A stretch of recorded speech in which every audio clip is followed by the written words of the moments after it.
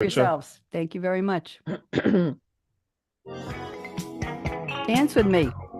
Welcome to Read My Lips Radio, a lively hour of unscripted conversations with savvy creatives. Producer and host, akaRadioRed, asks novelists, artists, photographers, designers, comedians, actors, musicians, composers, screenwriters, directors, and technology innovators about their creative passion, inspirational muses, and how they create.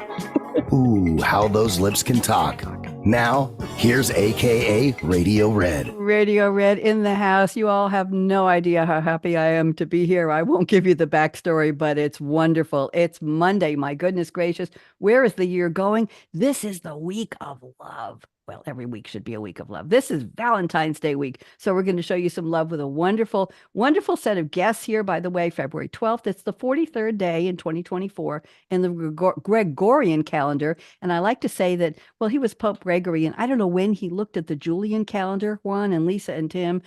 He looked at the Julian calendar. He said, I think Julian messed up on those extra days that create leap year. I'm just going to move them around. I'm going to put a day here, and 400 years later, I'm going to put another day here, another day here. And I think he went to his mom and said, what do you think? And she said, good, let's name a calendar after you. So we ended up with the Gregorian calendar. Most of that is true, actually. So I call him one of the early creatives. How dare he? Yes, he did. There are 327 days remaining in the year. And what I usually tell my guests, about mid-year is if you want to have a wonderful celebration for the upcoming New Year's Eve, start.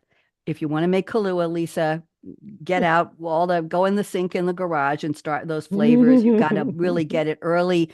Tim, if you had somebody who was making bootleg whiskey out behind the back of the house, get that still going again. And Juan, if you want to buy some wonderful wine or champagne, find an online liquor store and reserve it now, because when you get into the fall, it's all going to be gone. So there you go. That's what, but I'm not going to say that to you because there's 327 days left. Before we get into my opening poem and before we get into my guests doing their bios, I want you all to make the shape of the letter L with your thumb and forefinger. Either hand is fine. Here we go. Okay. Juan, there we go. Okay, on the count of 3, you're going to join me and say hello, L, L, L. Just like that. 1, 2, 3. Hello, L, L, L. Jordan, my engineer, you can write down that was the best one this year so far. Last week was pretty good. These 3 are right on top. LLL is lovely, lanky Laura Legs, our most loyal listener. She's in Whitestone, New York. We have a couple people from New York here. I've been trying to get her to move to a place with L. We thought London, but it was a little expensive. So I put up a fake GoFundMe account a couple years ago when, of course, it was fake, so we didn't raise any money. And I went through all the major cities in L in the country, and she didn't like any of those. And then I realized I was looking at the map because I wanted to move to London about a year and a half ago. And I have this habit of tilting my head. I'm trying to get new glasses, so I don't have to tilt my head when I read. And when I looked at London, well, the N, the first part of London, the N, turned upside down and went into a U. And I ended up in Loudon, Tennessee. We'll just leave that one. If I had a bada boom, if Jordan could play a sound effect for me, bada boom, boom, boom, that was it. So that's the, yes. I live in Loudon, Virginia. Well, we have to talk. There we go. So let me read my opening poem. Now, I want you all to know that I collaborate with ChatGPT. Yes, I have the original version. And I ask it for a poem, and I put in a little bit of a bio from each of my guests. And then I am the human. I had a CAT scan of my head a couple weeks ago. I won't tell you why. And the doctor came out and said, we have good news. You have a brain. And I said, well, isn't that wonderful? I was very relieved. So I'm the human, ChatGPT is the AI, and here's what we came up with together. So listen up when I call your name, just wave furiously for the audience. So welcome, audience dear, to Read My Lips Talk. We're authentic and real. Yes, we walk the walk. Here our creative tales unfold, led by me, akaRadioRed, my spirit, and my Scarlett Mike Bold. Here we go. Tim McHeffey, wave hello, penned Juggling the Journey to balance his time, helping others find their own sublime. With an MBA seriousness and a guitar in hand, he wrote Solving Sticky People Problems to Take a Manager's Stand brand. There we go. Lisa Geraci Rigoni, the declutter maestro, started the Organizing Mentors to Help Things Go, Go, Go. Author of 17 Spatulas and the Man Who Fried an Egg book, She helps people reclaim space with a clearer look. Welcome, Lisa. And Juan Vitas. Juan, a digital marketing ace in the website design, SEO, reputation, and AI space. He leads Winning on Wednesdays, Wow Networking, and he's a Business Person of the Year. Juan impacts companies far and near. I hope you like that, Juan. That was So beautiful. watch or listen, it's your choice. Join me, akaRadioRed, and hear my voice. I'm calling this the Juggle of Creativity in honor of you, Tim. Hmm. Our episode new, A Symphony of Stories, Creativity in Full View. Meet Tim, Lisa, and Juan, their tales and insights we share with you. So tune in, be inspired, share a smile on Read My Lips, where creativity is in style. What'd y'all think? That was Pretty cool. amazing. Beautiful. Yeah, it's You beautiful. like Thank that? you. Okay, anybody know how long it took when I said to ChatGPT, write a poem? Here's the title of the episode, and I sent it most of the bios. How long did it take? Juan, you have a guess? 3 A seconds. minute. Tim, what do you think? Well, I'm influenced by everybody else here, so I'm going to have to go with 8 seconds. Juan is right. It's 3 seconds. If you 3 go seconds. 1001, 1002, Wow. before you get to 3, it's there. It's wonderful. Crazy. And by the way, a clue is with ChatGPT or any AI, any LLM, large language model you're using, be polite. Say please, say thank you, right? It treats you much better if you're very kind. I say, thank you, great, that was good. How are you? Happy afternoon. You pretend you're talking to a person. Lonely people like me are like that. So let's go around the table. I'm going to give you each 3 minutes. I'm not clocking. I have to tell this to Tim because he's first. Tim, I don't have a little hourglass with grains of sand because I'm not going to say to you, Tim, there are 14 grains of sand left in the little glass I've got. You've got 14 seconds to wrap up. Please do it now. I don't do that. But if you see me doing this, it means I'm off camera, you're on camera, full screen, and it means let's start to wrap up. Don't say, Red told me to shut up. We don't do that. Okay, Tim, let's have your bio. We want to know all about you. Welcome, Tim McHeffey. Thank you so much. It's good to be here with all these interesting people on this wonderful show. I am from New York, Long Island, specifically, Center Moriches. Probably no one has heard of it, but I'm way the heck out there on Long Island and have been here most of my life. And I teach in the local community college business courses. And I have 4 grown children and 7 grandchildren. And I see an incredible similarity among managing people, taking care of students, teaching students, raising children, and even taking care of customers. I think there's a communication, respect thing going on or something like that. And I call it an integrated life. And Red mentioned I did Juggling the Journey some years ago, and then that was on balancing work and home. And I was trying to figure out how to do that. And we rolled out this seminar in California and with very good results many years ago. So my life has been trying to figure out the best way to do stuff for myself and then can pass it on to others. Balancing work and home, solving these sticky, excruciatingly painful sometimes people problems with employees. So how's my hourglass? Are we good? Oh, you've got plenty of time left, but I was going to ask you, can you define, I know Juan wants to know this, he's a business person, and Lisa as well. What is who is a sticky person? I read the beginning of your book, Tim, and I know the answer, but give us just a couple of brief examples of what you're tackling in the book. Go ahead. So if I could just give just a brief history, when I was in college, I would ask a lot of questions, and sometimes I think I drove the professors a little bit crazy, like, how do you do this? And what if somebody has a personal odor problem? I remember asking that question, and they wouldn't like that question. And then I started working, and I thought, well, they have to have ways to figure out how to deal with stuff like this, like to answer your questions, personal odor problems. Somebody comes back from work and they smell like alcohol, from lunch, things like that, sticky things like that. And then I started teaching, and I thought, well, there's got to be a teacher's guides that have this stuff. I couldn't find the answers. Then I started doing seminars, and I thought, well, the curriculum has to be infused with tricky hints for this stuff. I couldn't find it. So I thought, well, what works? What are the things that really come together to help effectively solve, if you will, sticky people problems?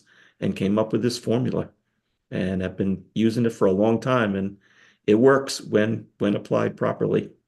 Thank you very much. I was on the board of directors of my co-op in Great Neck, New York, and we had a couple who lived there, professionals, and they didn't realize that if you got in the elevator within 2 minutes after they were out of it, you literally couldn't breathe.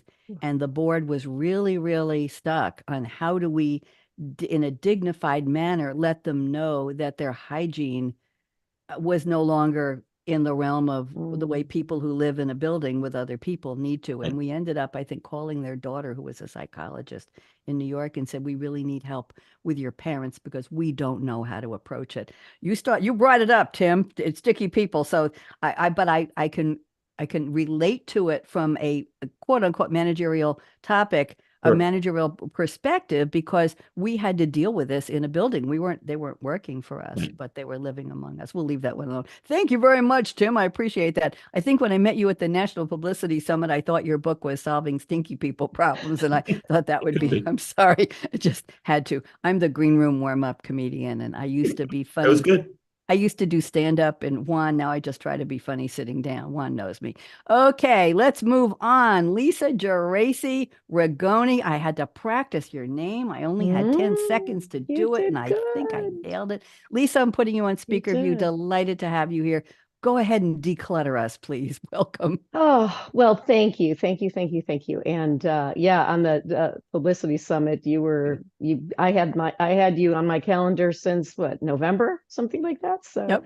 Can't believe it's here. But I'm really thrilled. I've been watching some of your podcasts and some of your things, and you're hilarious. Your people are amazing. And there's a lot of good content. Like there's some really good stuff. So I applaud you for putting all this together and having me on it. So well, I'm thrilled to be one of your guests. You still have 3 minutes. I gave you an extra 45 seconds. I'm teasing for Tim's sake. Go ahead. Well, let's see. Long story short, let's see. My first career was a professional dancer, singer, actress. No problem getting in front of people, talking. My second career, I owned a fitness company and personal training company in Chicago. And we moved to Virginia. I'm just out of DC now, and I had a 6-month-old, knew no one. So I joined a mommy and baby yoga class, and then met people and started teaching classes at the YMCA. And I would be on play dates with my newfound friends, and inevitably one of them would say, "Oh, my garage is such a mess, or the kitchen's such a mess." And while the kids were playing, I'd say, "Well, let's declutter, let's organize, let's do something." And we'd start doing it, and I just loved doing it, and I was good at it. And people, my friends were like, "Wow, I didn't even know we had all that." And it feels so much better. And I found out, you have to read my book, 17 Spatulas and the Man Who Fried an Egg, #1 in 11 categories on Amazon. A year ago tomorrow, it came out. So congratulations. Thank you. Yeah, it's thrilling.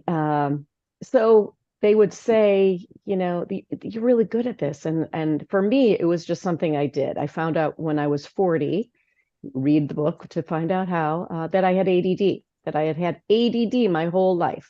Wow. And so I went back and I would organize to calm myself. I had 3 brothers, grew up in a Polish-Italian household, and it was chaos everywhere. And my parents collected things and, never met a bag or a free thing that didn't come in their house, which is a lot of my clients too. And so I would organize when I was it was too much for me, that or punch my pillow. And so I was good at it, and I used it for myself to, calm the chaos around me. So when friends would ask me, and, one of my friends hired me to do a little organizing, and I thought, okay, I'm good at this. I should, my friend said, you should do this as a business. And of course, my first instinct was, it's not a business. It's just something I'm good at. And then I did some research and I thought, oh, well, this is. So that was in 2007, 2008, I kind of started it. The name of my company used to be Leave It to Lisa. And when I started teaching and hiring people, so people with ADD, me, love acronyms because we can remember things. So Leave It to Lisa is LITL. So when I saw that acronym, LITTLE, I decided to use that for my proprietary system, the LITTLE system. And you have to read the book or go to my website to figure it out. But it's you use those steps to make every decision in your life. Work with therapists, work with a lot of psychotherapists and social workers, people like that. And we use this system to make every decision in our life. And I wrote the book, 17 Spatulas and the Man Who Fried an Egg, to help people. I've been in this business almost 20 years, help people ask the questions why they're holding on to stuff. So it's not really an organizing book as a professional organizer, but why do we hold on to stuff? And it's kind of a universal theme and the reasons why we do. And it's really ask yourself, is this serving me? People, things, memories, all that. So that's me in a nutshell. Thank you. You have to tell us what the LITL stands for, other than leave it to Lisa if you say it's a guideline. Briefly, go ahead. It is. No, it's really great. So the first L is let it go. The first step, let it go. What are the things in your life you know you don't want? You kind of did that on radio, when you were on the summit. No, I don't think she works for my thing. Let it go. Oh, no, I don't think this guy is. Oh, she does. Right. And then, or you're at dinner. I don't really feel like steak tonight. I had pasta yesterday. Maybe I'll have fish. Right. We know what we don't want. Yep. That I is intentional. That's, I don't know. Boy, do I really want pasta tonight? I don't know. Or, boy, I've had grandma's china for so long. Oh gosh, I don't know. It's taking up so much space. So intentional, and the decisions you make also, you have to think about it. And I truly believe when you let go of things that don't serve you, you're intentional on what you want, things come to you. And then the third step, well, it's really there's two steps. The two following are the result of taking those first two steps. Okay. And it's not easy. I'm going through it quickly, right? That's fine. Is transform. So you've transformed your space. You've transformed yourself. You're like, oh, I could do that. I was able to make those decisions, right? And then the L, the last reward is love it and live it. So you're living in a space that's less cluttered. Your brain is less cluttered. I talk a lot about mental and physical clutter. So it's not just the physical clutter that gets us, but you do that in every area in your life. It's pretty darn good. Thank you, Lisa. Love it and live it. I saw one smile break out, and Tim as well. When you got to that last part, that's the reward, right? Love it and live it. Do it well. Thank you. Marie Kondo has nothing on Lisa Geraci Nothing. Rigoni. Absolutely there nothing. you go. Okay, let's go around the table. One more stop. Juan Vitas. I met Juan. Was not at the Publicity Summit. I met Juan a couple months ago when I was invited. I had a Wednesday off from my radio show, my Technology Revolution. I was invited to attend his networking group. I was very impressed with how he leads the Winning on Wednesday. Wow. And he said to me, I'd like to meet you and interview you. So Juan did an interview with me, and he did an excellent job, beautiful job of editing it into whatever length he needed. Juan, this is live and we're 1 hour. So there you go. I don't edit. Wow. So Juan Vitas, I'm very honored to have you here. And thank you. So go ahead. Tell everybody who you are. Well, first of all, thank you for having me here. And Tim and Lisa, great stories. And how do I follow up with that, right?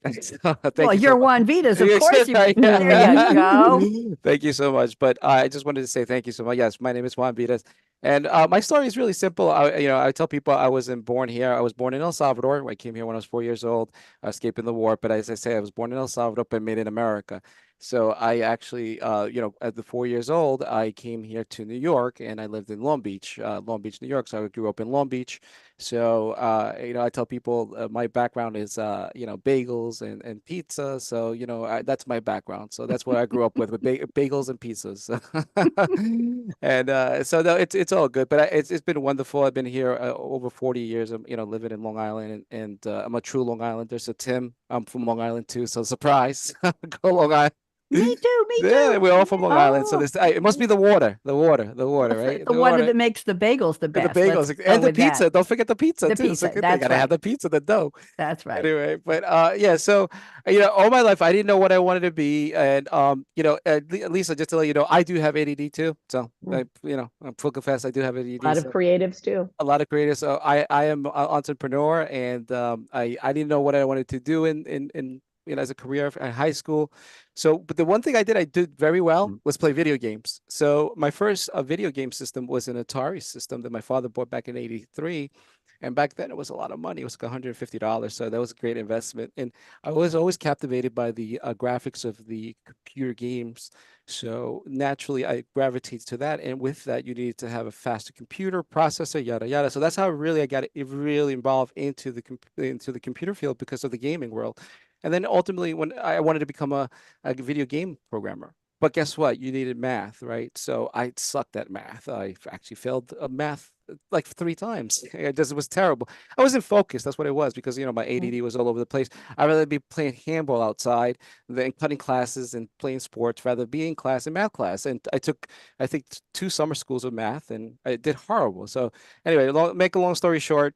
I failed the Regents, math. So I didn't go for my Regents diploma. I didn't get my Regents diploma focus out there. Full discretion, okay.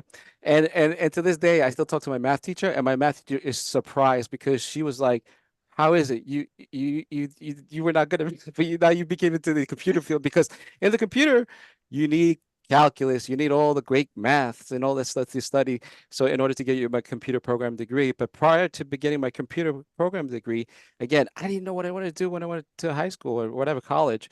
So I naturally went to Nassau Community College, and I did liberal arts, and I got actually I got I took computer courses and acting courses.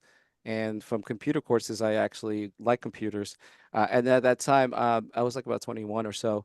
I I got an offer a job as a manager for Trader Joe's. So I was a manager for Trader Joe's. So talking about sticky situation, I'll tell you a quick story of that. I'll really have if I do have time.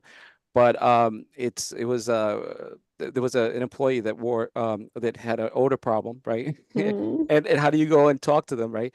And to make a long story short, what it turned out was the shirt was too big, and he was scared of washing it because if we washed the shirt, it would shrink.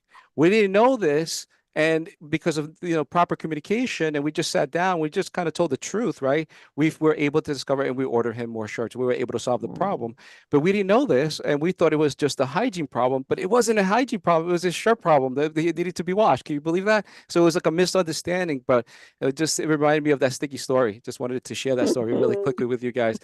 So yeah, and I was a manager at Trader Joe's for 7 years. I was going to do my career with Trader Joe's because at the time my manager was like 45, and he was at his end of his career, and he was making over 6-figure salaries and owned 2 homes, and we're getting ready to retire at 45. I'm like, sign me up. I want to do it. Yes. Anyway, moved up the ranks. Make a long story short, I got into, bumped heads with the management, and I said, you know what, this is probably not for me. And I went back to school for computer programming, and the rest was history. I started my computer program.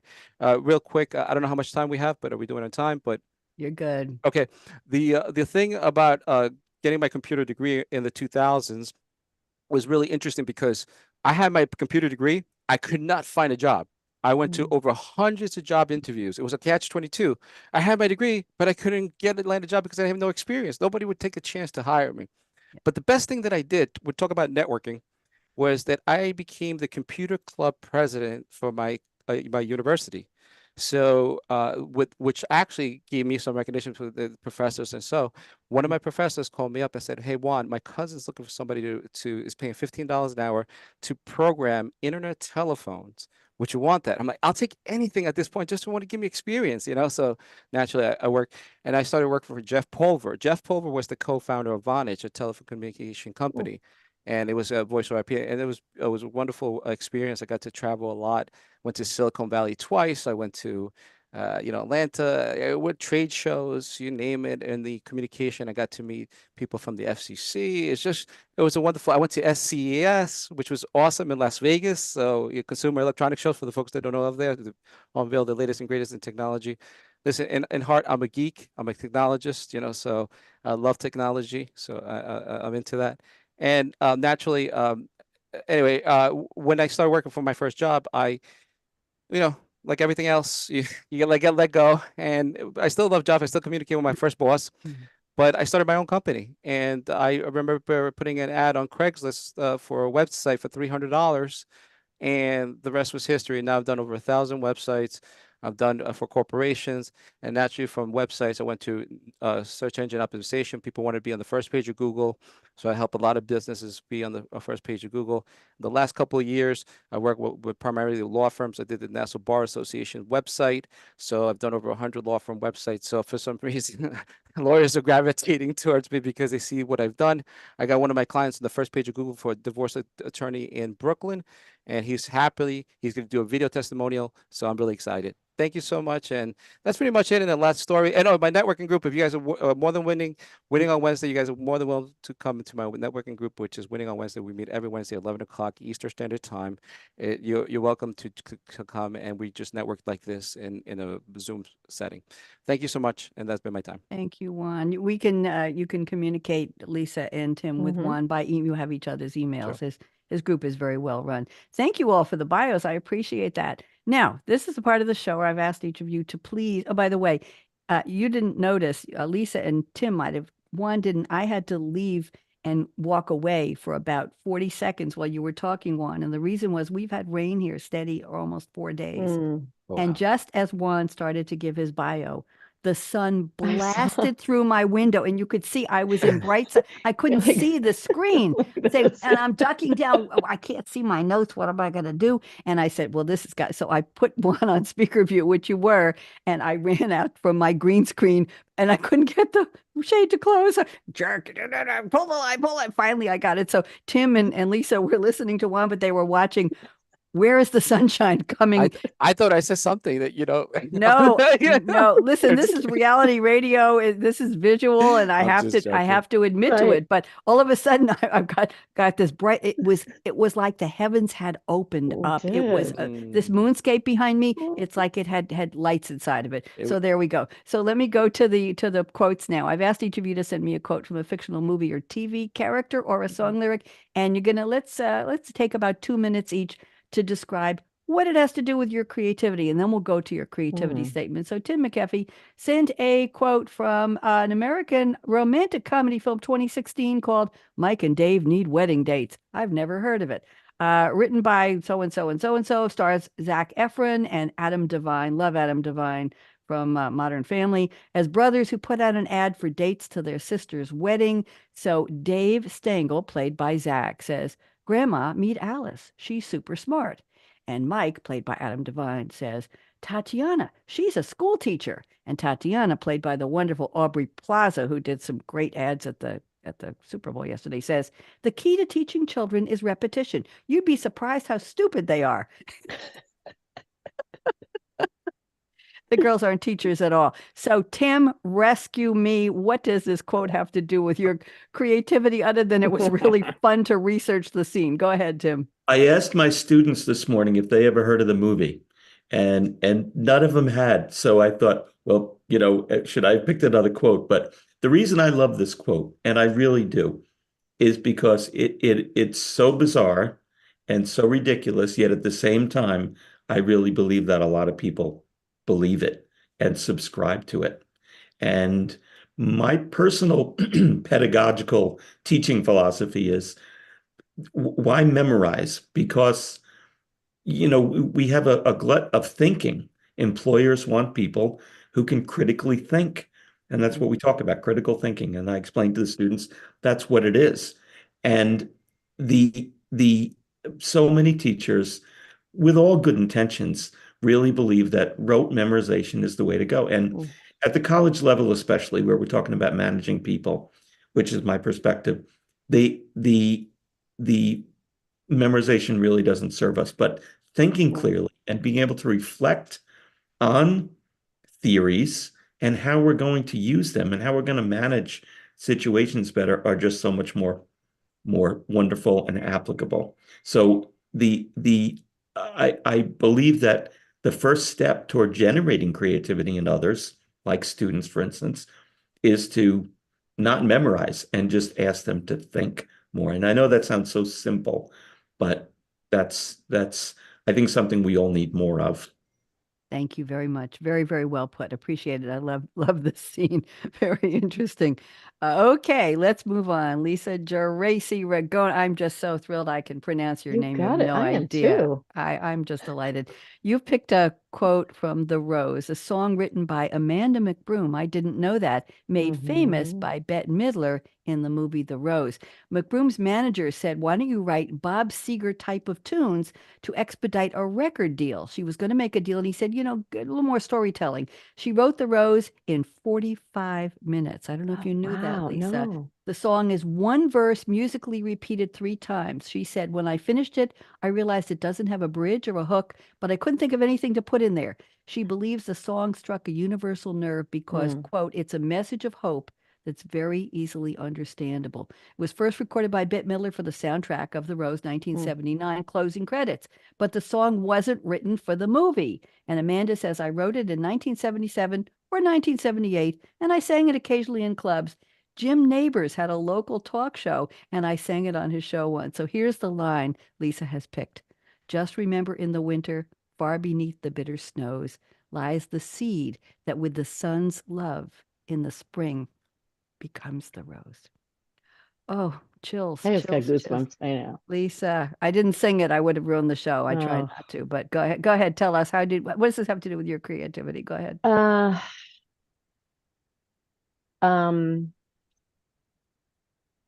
Everything that I have done, and my mom has, taught me. My mom's very important to me.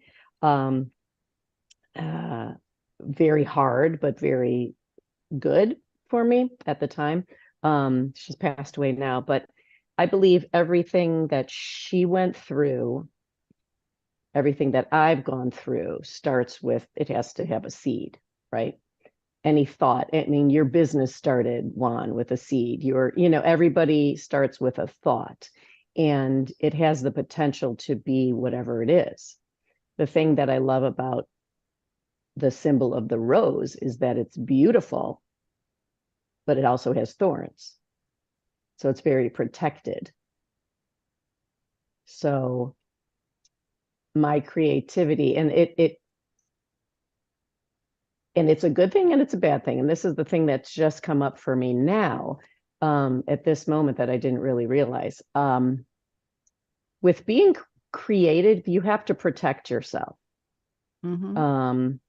You have to hone your own. For me, I have to hone my own craft, and I have to be comfortable with myself giving out my information. It's taken a long time.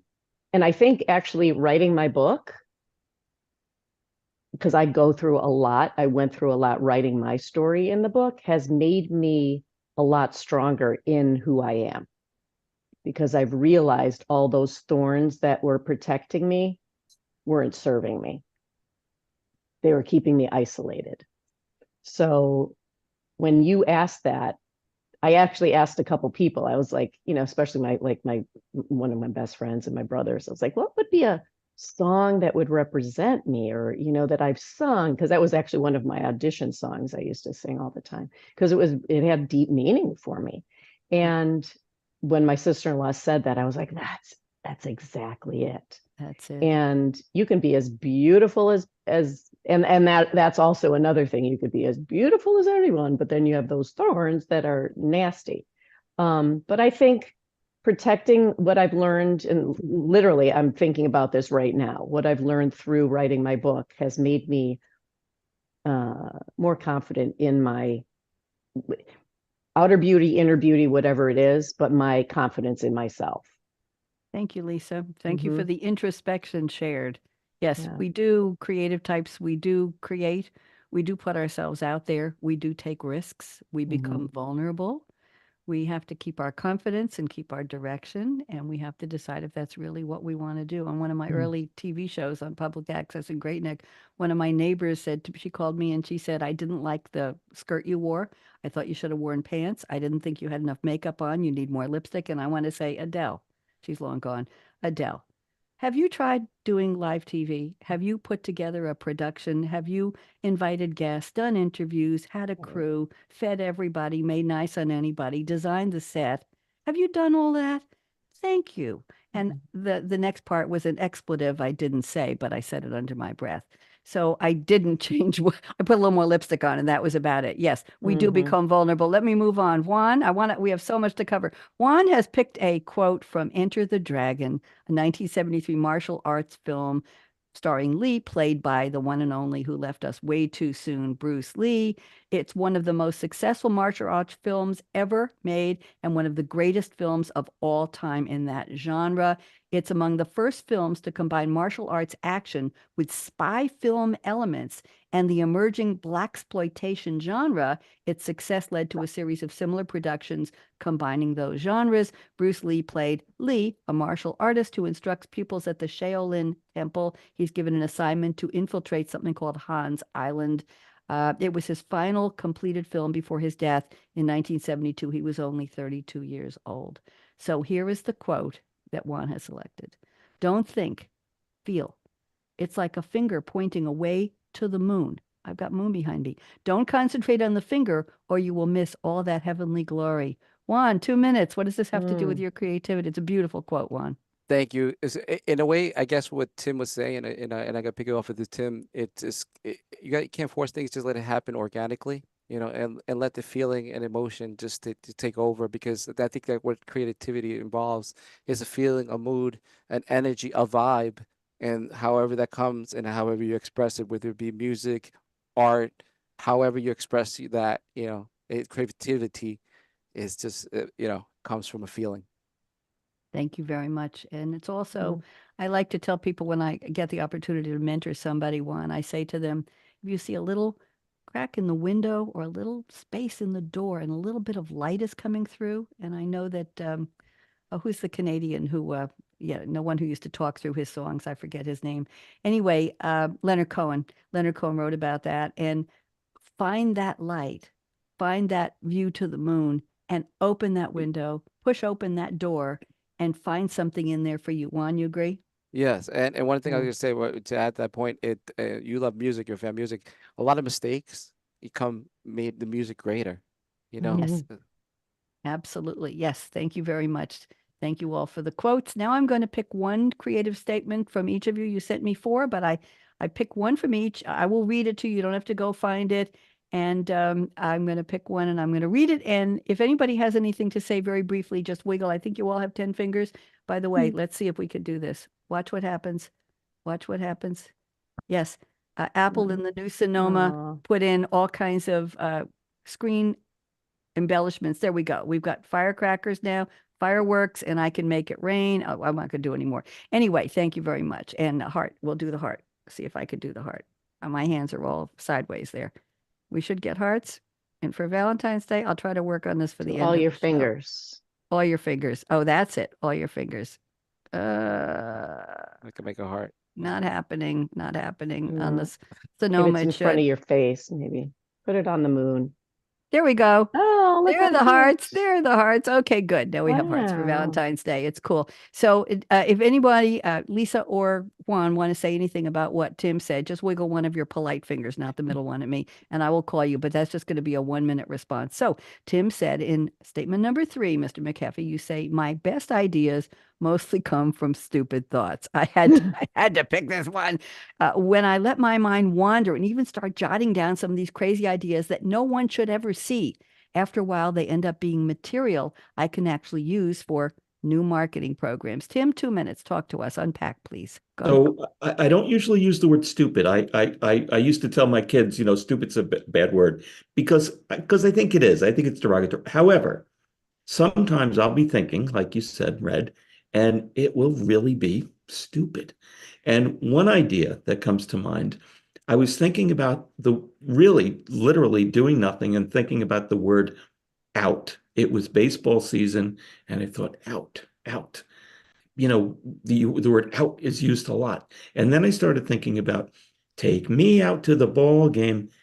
And I was dwelling on that. And the word out within that song, you're going to think I'm a little bit wacky here, probably, but that's okay. Never, never. And then I thought, what a great song that is.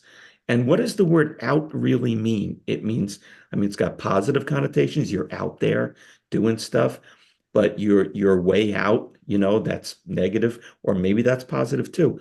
And then I thought, what can I do with this? information. And then I thought of my whole solving sticky people problems formula, and that was kind of out there. And I always felt like I was in a minority, like on the outside looking in to this formula or something. And why didn't other people know this? And then I came up with this theme song to the tune of Take Me Out to the Ball Game. And it uses the word out in it. And I thought, well, I can have hand gestures to that too, because when we do little, songs with little kids, we do hand gestures and, the wheels on the bus and all that stuff.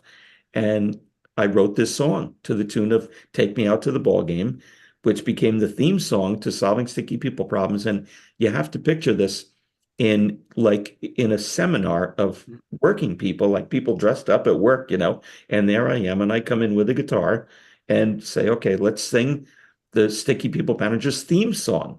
And we do. And I'll tell you, it's a little risky. You feel a little bit like, wow, what am I doing here?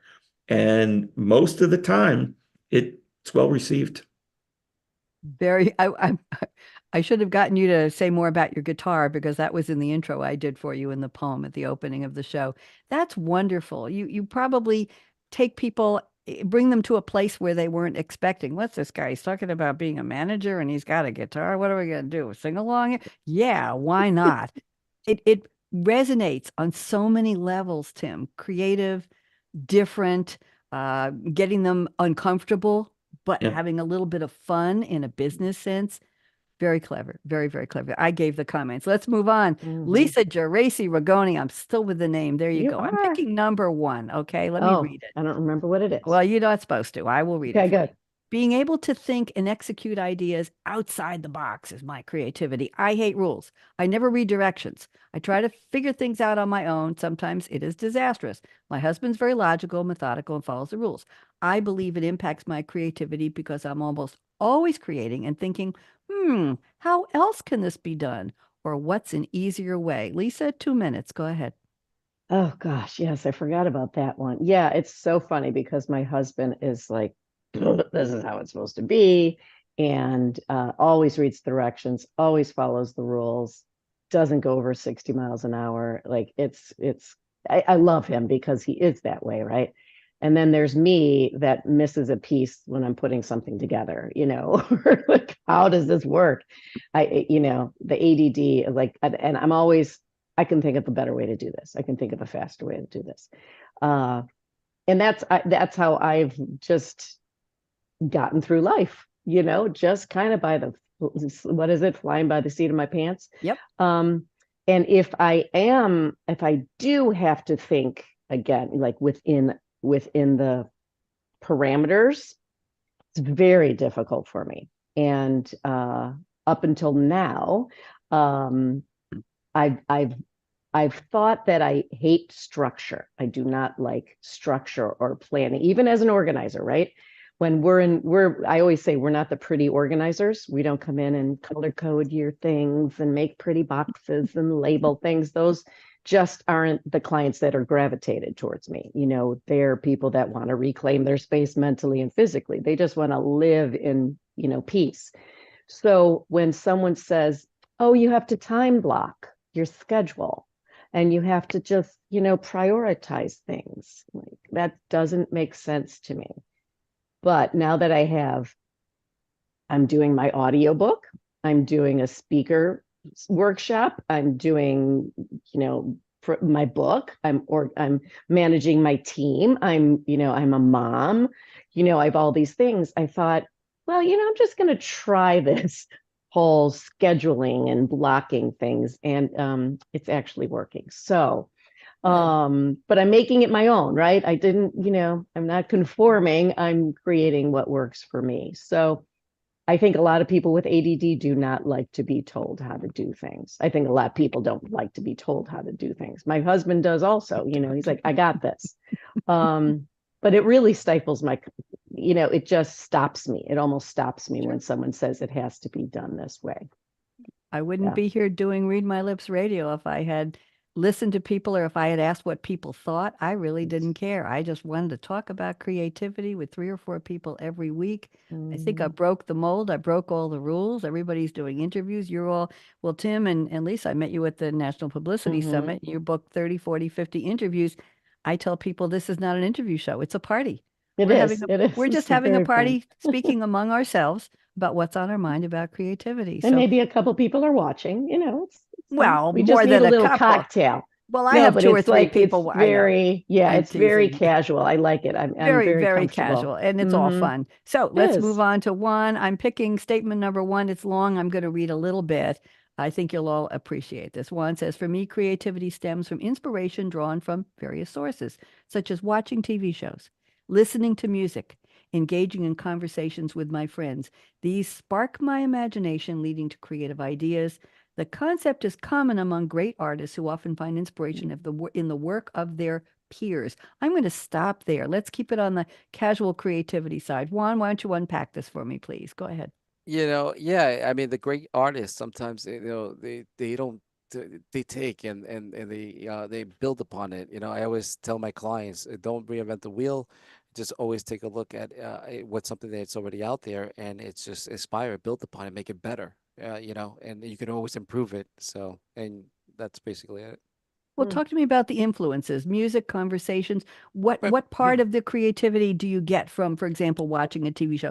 My so my my viewers would like to know a little more. Go ahead. Okay, so you like, anything that you're watching, anything that comes up that will inspire you to be creative, an idea, right, such as like a character or a situation or something like that in a TV movie or anything that you can see that might be inspiring, be like, oh, that's a good idea. I could, no, has anybody done something like that? You could get a lot of great ideas and suggestions in movies and stuff like that you can, spark up things you never thought about. There you And go. I'm going to read you all a little clip. I have an interview I found out about with David Byrne. Remember David Byrne from Talking Heads? Okay. Mm-hmm. David Byrne was interviewed last year on something. Let me see. Um, Songwriter and former Talking Heads frontman David Byrne was a guest on writer Stephen Johnson's How Ideas Happen podcast. And he was asked, how does he find his inspiration and develops it into songs? I'm going to read this, and I think you'll all get a kick out of this. He says, sometimes I have just the title of a song that comes to me and I write it down and I go, expand on that. I think there's something there. And I also have in my computer a whole lot of musical ideas that maybe have a melody, a nonsense word melody, awaiting the words. But I need something to start with. It's hard to start from nothing, right, Juan? I'll accumulate these very little beginnings. That was the title of this interview. When I come back, I've got something to build on. Our minds fizz with fragments of ideas, puzzles to ponder, clues, Lisa, on how to fix a problem. Mm-hmm. Most of us undervalue that chatter. Writers and artists systematically capture the little beginnings. This was an interview that I found, and I keep it in my notes. Resonated with all of you, I hope? Oh Yes? gosh, That's yeah. awesome. Yes, Juan, Mm-hmm. you sparked that. I yes, keep it yeah. in the bottom of my notes in case I want to Thank read you. it. Well, thank you. We have 7 minutes left. I got some stuff to do here. So I want to thank you all for the quotes and for the creativity statements. So let's do some birthdays. Has anybody ever heard of Judy Bloom? Remember? Yes. Okay. Are you there, God? It's me, Margaret. Tale of a Fourth Grade Nothing, Super Fudge. Well, she is 86 years old today. So Oh, happy happy birthday, Oh, Judy birthday. Bloom. Is that something you've all heard of? I think you've heard of Josh Brolin. I think he's James's son and Mm-hmm. the stepson of somebody we all know very well. He played Llewellyn Moss in No Country for Old Men. He was in the Goonies, Men in Black 3, True Grit, and Milk. He played a villain in The Avengers. Anybody want to guess how old Josh Brolin is today? 70 something, maybe. No, oh, no, that's his father. He's 56. Oh, Yeah, Josh, the he's young he's guy. 56. Yes. Oh, Uh, 56. Okay. 56. Today is Abraham Lincoln's original birthday. He died at 56. He was the 16th U.S. president, led us through the American Civil War and the 13th Amendment to abolish slavery. Very timely topic. We don't do Mm-hmm. politics on my show. I have two people who are social media stars, and I'm going to tell you why we're going to celebrate their birthday. On YouTube, there's a young lady named Katrina Bruno, just the way it's spelled. She's 23.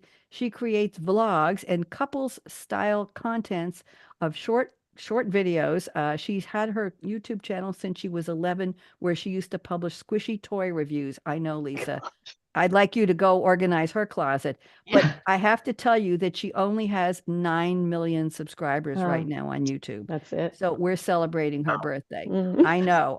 Last week I had somebody with 43,000 views on one video. Now on TikTok, we have a young lady who's 27 named Jessalyn de Oliveira. And she does dancing videos and choreography and lifestyle pictures. I have to do this. And she only has 1.1 million fans. Juan, you need to give her some advice on SEO and all that. Okay, now let's do some music events and music history. All right, in 1924, at the Experiment in Modern Music concert at Aeolian Hall in New York, a sold-out crowd checked out something new called jazz. George Gershwin's Rhapsody in Blue was performed in public for the first time. George Gershwin was on the piano, backed by an orchestra. Jazz, 1924. Is that something, Tim? In 1955, the Maguires sang Sincerely. It hit #1. I'm trying not to ruin the song. In 1961, the Miracles, Shop Around, Better Shop Around, certified gold. In 1972, on this date, Al Green's Let's Stay Together hit #1. And that song, 11 years later, Tina Turner did a cover of Let's Stay Together, and it revitalized her career. There you go. In 1977, Barbra Streisand's soundtrack album From a Star is Born hit #1.